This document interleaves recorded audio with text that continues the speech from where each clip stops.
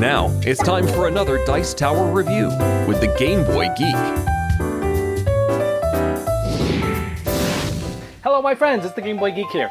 Today, we're going to the Big Apple, New York City. We're going to be checking out all the skyscrapers that are there. Now this might be how it looks today, but to get to that place, way back in the day, buildings were built, and then skyscrapers were built, and a bunch of demolitions were happening, and buildings were going up bigger and bigger. And that's what we're going to be doing today. Each of us in New York 1901 from Blue Orange Games is going to be somebody who their great uncle left them a plot of land and a building, and from that one thing, we're going to be working our way outward, trying to build up and trying to get better, bigger buildings and trying to score the most points. It's sort of a spatial area control game for 2 to 4 players. Let's take a look.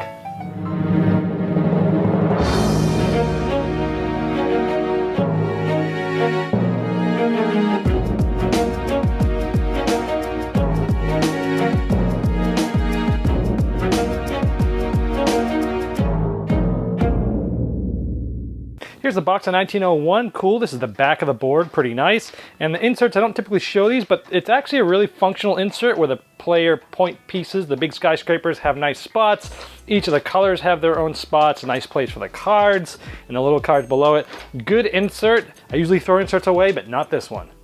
I love it when companies do something interesting with the back of the board. This is the back, but it looks really cool. Nicer than some of the fronts of many games, but it's just a cool, nice touch here from Blue Orange. Each player gets 4 workers of their color. In this case, I am blue, and they're standing there with those big steel eye bars, which are pretty cool. You're also going to get 18 buildings of 3 different technologies. You'll get 6 of a bronze technology, and you can see they're obviously laid out in different shapes. You'll receive 6 more in a silver level technology, and you'll get 6 more in a gold level technology. You also get 3 action cards, which we'll talk about later. Players will be randomly dealt a character, and the character does nothing other than tell you where to start on the board. So we have the different artwork in this game is actually great, different characters you can start with. And let's say I started with Daisy. Now, even though she's orange, this has nothing to do with me being blue. This just shows you what district I start with. At the beginning of the game, you do get a starting building. It's not bronze or anything, it's a starting building. You'll place this on that logo on the board. So here's the board made up of different districts, and the districts are just different colors. We have different street names, we have the score track around, and I was starting on the 2 the red flower symbols there, so that's where I start. Everybody else also starts in a specific spot to their character. That's the only thing the character has to do with the game. Turns are very simple in this game. You can do one of 2 things, that's it. One of the 2 things is you can acquire land, and then it's optional if you want to build. So essentially, these are showing me a lot of a size of 2 for blue, green, or yellow, or this is either type of lot size 3, that's pink.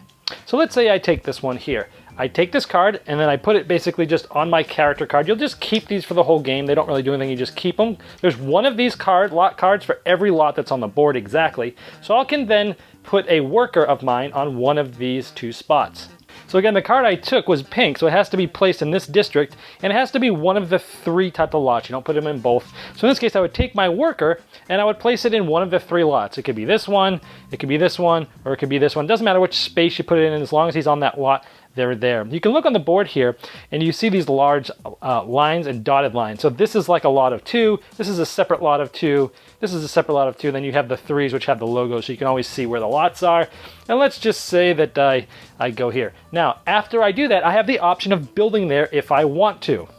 So if I want to, I can just take this guy here, I can take this 3. Now, this is from the bronze stack of buildings. If you remember, there was bronze, silver, and gold. At the beginning of the game, you could only build with bronze level buildings. And so I would just take this worker off, and I would place that there, and I would get 3 points. So in this case, the cool skyscrapers would move up to 3. Now, let's say my turn, it becomes the next person's turn, and we flip this over, and they get to do possibly the same thing. Now, let's say later on a future turn, I have these 2 buildings here, and instead of acquiring a lot and building again, I can tear down and build up another one.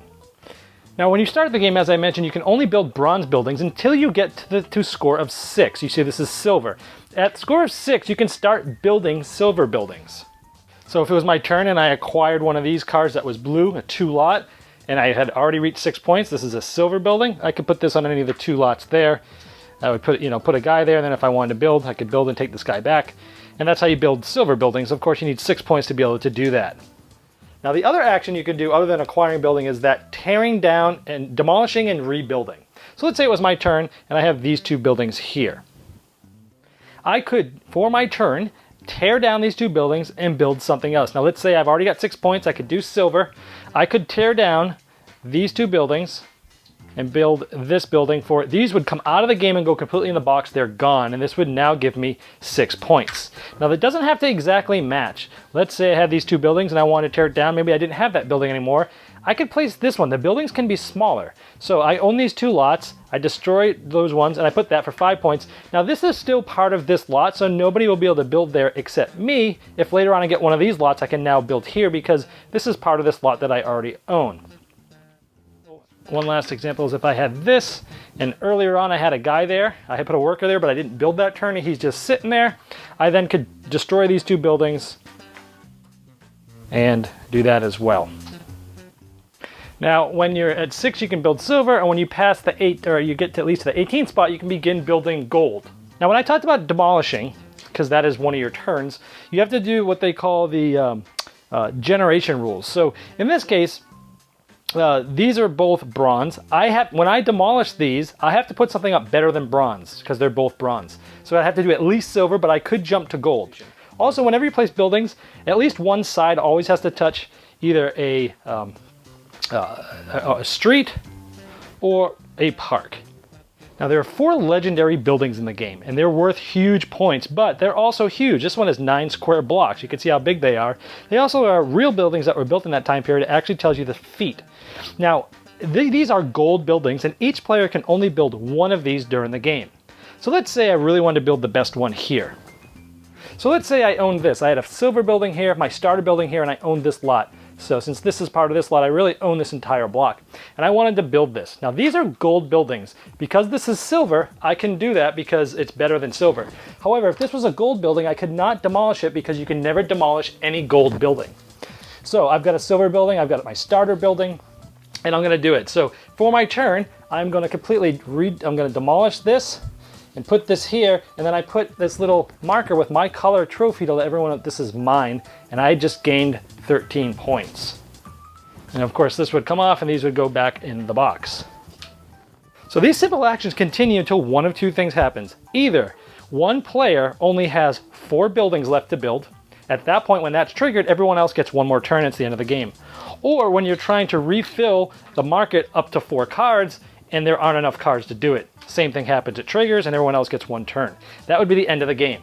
Then before we count up the final points, there's some bonus cards that are in the game. There's actually 5 of these Streets in New York cards, but only 3 of them are used during the game. The other 2 are randomly put back in the box. And this tells you is whoever has the most buildings touching Wall Street gets 5 points, Broadway 5 points, Pine and Thames gets 5 points, ties get nothing. So if Wall Street looked like this at the end of the game, green would have 1, 2, 3 buildings, yellow would have 2, brown would have 1, and blue would have 2. So green has the most, they would get the 5 points. There's also 1 bonus challenge card put out. There's 5 in the game, but only 1 of them's used each game, so there's a lot of replayability here. This says the player who has the most bronze buildings out will get 5 points, most silver 5, and most gold 5. Ties get none. Let's look at another one of these. This one says, for every district that you have 2 gold buildings in, and those districts are the different colored areas, you'd get 3 points. This one is the Bronze Baron. If you have 4 bronze buildings at the end, you'll get 5, 5, 10, 6, 15 points. So if you stay in the bronze area and don't upgrade, it might hurt you points-wise, but you'll get a lot of bonuses towards the end. You'll also get a point for every action card you didn't use. I haven't talked about these yet, so let's do it now. Everyone has the same 3 cards, and they're one-time use during the game. This one allows you to basically take 2 cards. So in the open market, I showed you there's usually 4 of these cards out there, and you typically can take 1 of these. Well, if you use this card, you can take any 2 of these, but you cannot take one that has a 3. So I could take these 2 or these 2 or these 2, but I couldn't take that because there's a 3, and that's that card. This card allows you to completely wipe the market. So if you really need something, you could wipe these 4, they get shuffled, put at the bottom of the deck, and 4 new ones would come out that you could possibly choose for, and that's, changing the market. And the last one is basically you get to build 2 buildings on your turn. So you could take a turn like normal, like you could acquire land with one of your guys and build, and then you could build a second one. Or you can actually demolish and build one, and then build a second one. You just can't demolish 2 of them with this card. There's also some expert rules where silver, instead of waiting till just 6 points to be able to build silver, you wait till 10, the number's silver and has a little emblem here. And then for gold, instead of being able to build gold at 18, you have to wait to 25, and that's sort of the expert game. And in the two-player game, you do not play with the whole entire pink district, so it tightens the board up. So you take the pink character out, who would normally start right here. He's out of the game, no one can be him. And you take out all of the pink market land acquisition cards, and that's the two-player game. Now this game had a lot of buzz through Gamma, the trade show earlier this year. A lot of people were talking about it. Z and Tom were talking about it, so I was really interested in it. It seems pretty good. There, some other people were talking about it as a family game, a Spiel des Jahres type of family style game, gateway game, if you will. Even though there's only 2 moves in this game, when you think of a gateway game, it's like, I want to bring someone to the fun as fast as possible. This game is fun, but I think it's going to be more enjoyed by people who have played games before. It's not really their first thing, because even though it's super simple mechanically speaking, it's so simple. There's a lot of depth there as to what you're going to do and why you do what you're going to do. So I would say this is a great next step game for what I would recommend this for.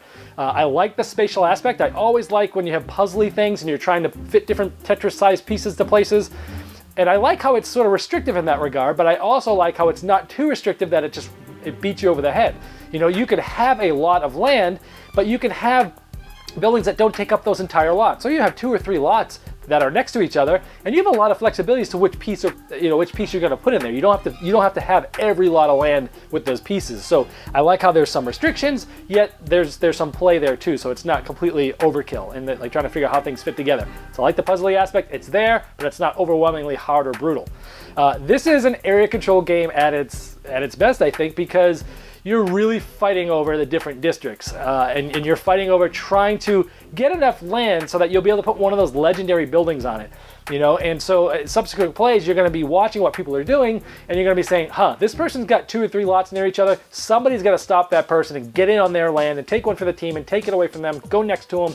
Don't let them get big enough to build one of those big buildings, and you're going to be fighting about that. So it is it can be a very cutthroat, area control, stopping people, blocking people type of game.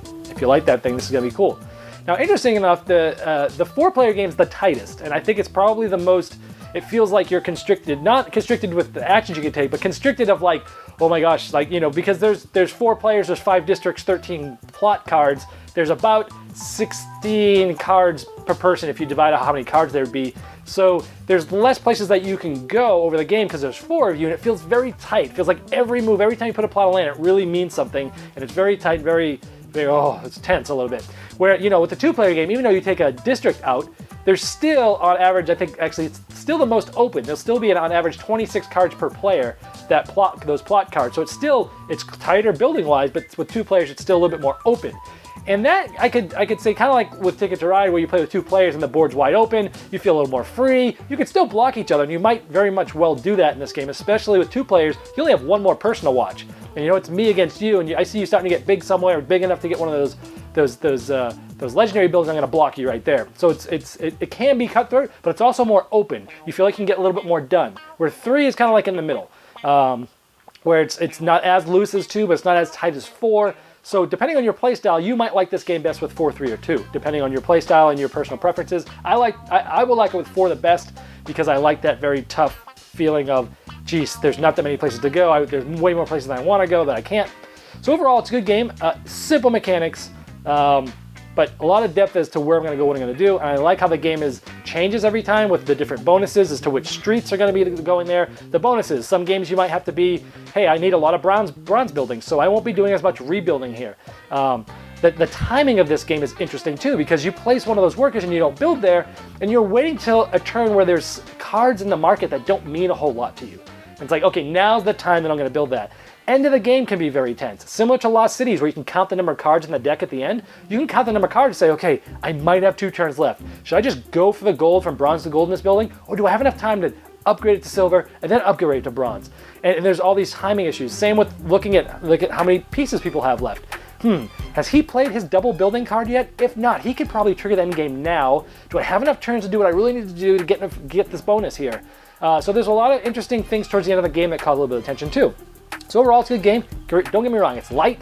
but it's got a lot of depth there, I think. A lot of replayability with the different bonus cards and different things you're going to be shooting for each game, and it feels quite different with different players. Overall, a great value designed by this new first-time designer, and it's definitely one you go and check out. It can be a little rough area control-wise. If you don't like direct confrontation, it might not be for you. If you're not good or you don't enjoy spatial things, this one might not be for you. But if all the other things sound good, this is going to be one you want to check out. New York, 1901. Thanks so much for watching the Dice Tower videos. Find more great videos and reviews, as well as our top-rated audio podcast at Dicetower.com. You can also find other great shows at Dicetowernetwork.com. I'm Eric Summerer, and you've been watching The Dice Tower. The Dice Tower is sponsored by Cool Stuff Inc., where you can find great games for great prices. Cool stuff in stock. Check them out at CoolStuffInc.com.